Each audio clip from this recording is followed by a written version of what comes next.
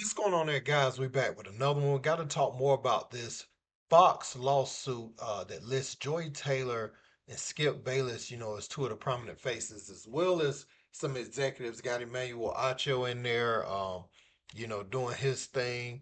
But we have to talk about Jason Whitlock, who was at the network, when a lot of this was going on. Marcellus Wiley came out and spoke about it earlier. And I remember, I just thought back to a time where Marcellus Wiley couldn't connect all the dots, but he was catching wind that Acho was going behind the scenes trying to get a show, but really trying to get Marcellus out the way, when they was on the show. Now it connects everything if these allegations are true with who Joy allegedly was laying down with. So we gotta talk about this, guys. Now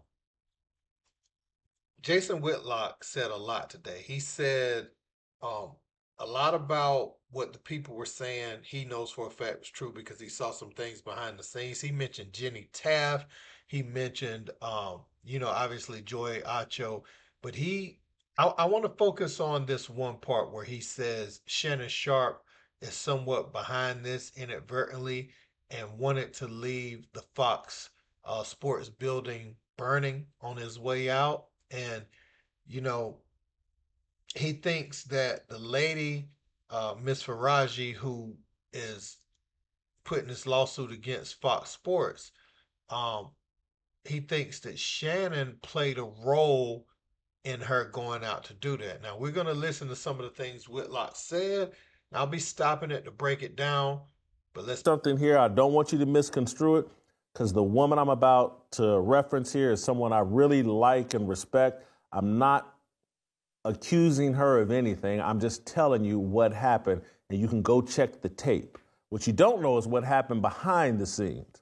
But some of you will remember this. Skip Bayless insinuated,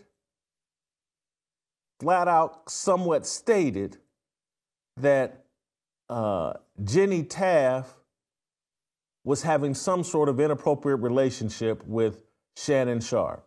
He said something about seeing her come out of Shannon's dressing room or something like that, and she got upset on air. But off air, as soon as that show was over, she ran upstairs and lit in to the executives. One executive in particular. About this, Skip Bayless basically just accused me of sleeping. And Jenny Taft is married, and so she was irate. And this happened on air.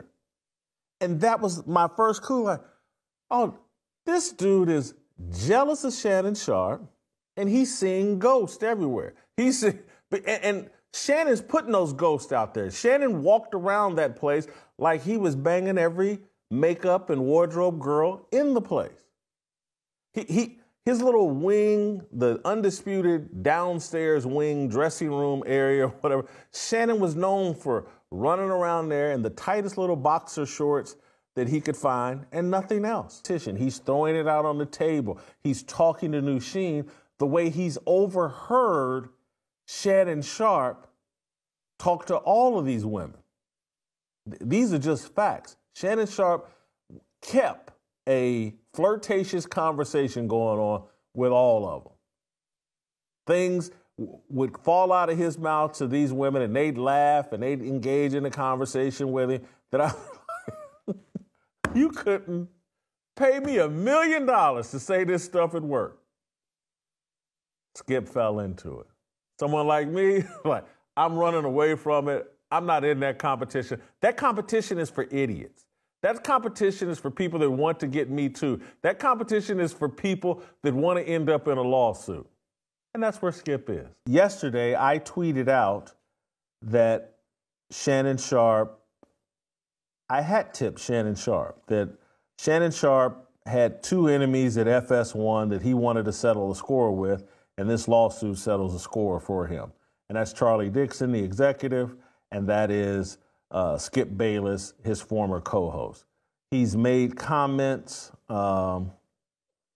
He's made comments on other podcasts talking about Charlie Dixon and his problems, or alluding to Charlie Dixon and his problems with him. He certainly has made comments about his problems with Skip Bayless. And so yesterday, Shannon Sharpe on his own podcast with Nightcap, he's talking, I believe, with Ocho Cinco. He kind of rails against me, not stated, but saying that people are dropping his name and he had nothing to do with this lawsuit. Let's play SOT number 6. F off, address the elephant in the room. You're trending on Twitter. That ain't got nothing to do with me. Guys, the news of the day, absolutely, it doesn't. What y'all want me to say? That ain't got nothing to do with us. Yeah, that ain't got nothing to do with me. So there's nothing to address. I don't know why everybody if you notice, everybody's posted it. They got me. In the 42 pages, it don't mention nothing about Shannon Sharpe did anything. But y'all want to get clicks, so y'all mention me. Right. Yep, ain't got nothing to do with us. He's talking about me. And he's talking about me, and he's upset with me for saying that Shannon Sharpe is behind this. And the reason why I believe Shannon Sharpe is behind this is because Nusheen airs a lot of people out in this, obviously. Joy Taylor, Charlie Dixon, Skip Bayless. And the reality is, from what I experienced my 4 or 5 years there is no one that was involved in more suspicious, eye-raising flirtation with makeup, wardrobe than Shannon Sharpe.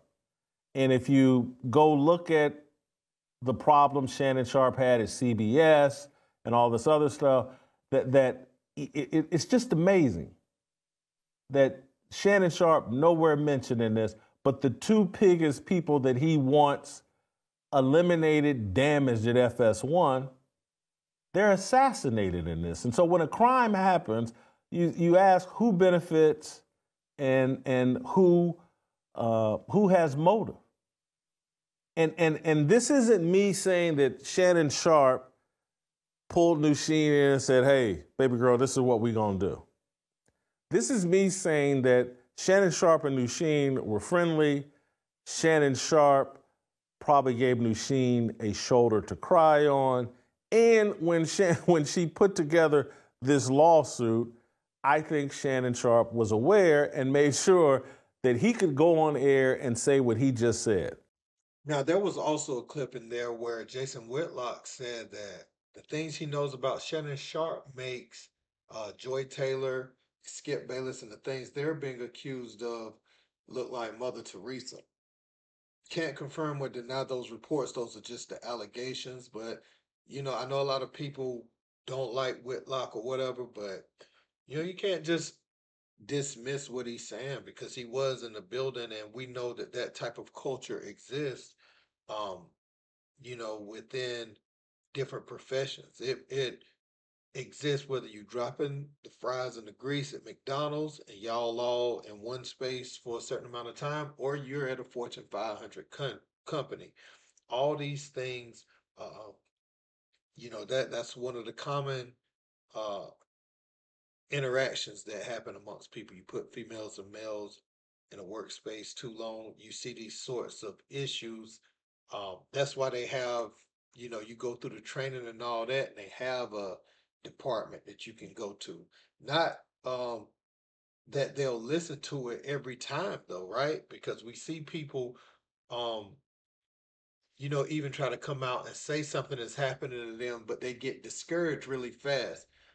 Usually you take it to like a coworker. I know the chain of command is to go to a supervisor, um, go to someone in a supervisor position, but you talk to the people you're more comfortable with, somebody maybe you see every day. You try to say, hey, did this happen to you? And it sounds like Miss Faraji did that with Joy Taylor, someone who, they were like best friends at the time. I remember her even uh, bringing Nusheen up on television one time, right? She told her to come to the desk or something like that. I can't remember what show it was, but I remember her shouting her out on live television.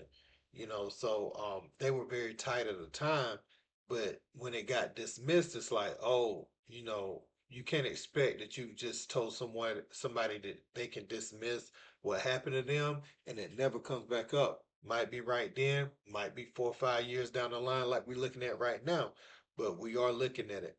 And this is alleged, right? But how close their relationship was is really wild. That Miss Faraji is coming out. So people saying why she coming out now after she lost her job. Um, sometimes people are just trying to provide for their kid at the time, and they trying to kind of figure this thing out because the people at the top uh, are probably like she didn't want to go at it, get fired, and then nothing ever comes of it. She wanted to make sure this thing was in the media the right way at the right time, so it can get pushed. Now it's out there. The allegations is out there. Ernestine got to be looking at Skip a little crazy at this point, um, right now, and that's interesting what Whitlock said about him competing Skip, that is, competing with Shannon Sharpe like at everything, and we know Shannon has that type of talk. You saw his IG went live, what he was doing the other day. Many people thought that that was someone at one of these networks that he has met at some point. But um, I can't vouch for Skip's character either. I mean, he's done some pretty egregious things. You remember he shut Joy Taylor, not Joy Taylor, but what was it? Jenny Taft down on TV when she tried to have an opinion. Um, Jenny may have a story to tell too, because who knows if this stuff is true about Skip? Maybe he feels some sort of way that Jenny was like, passing him over or something like that too, and he's jealous of like the relationship the women have with Shannon Sharpe for some reason is what the lawsuit is alleging. So yeah, man, let me know what you guys think about this in the comment section. Don't forget to like, share, and subscribe. Till next time. Peace.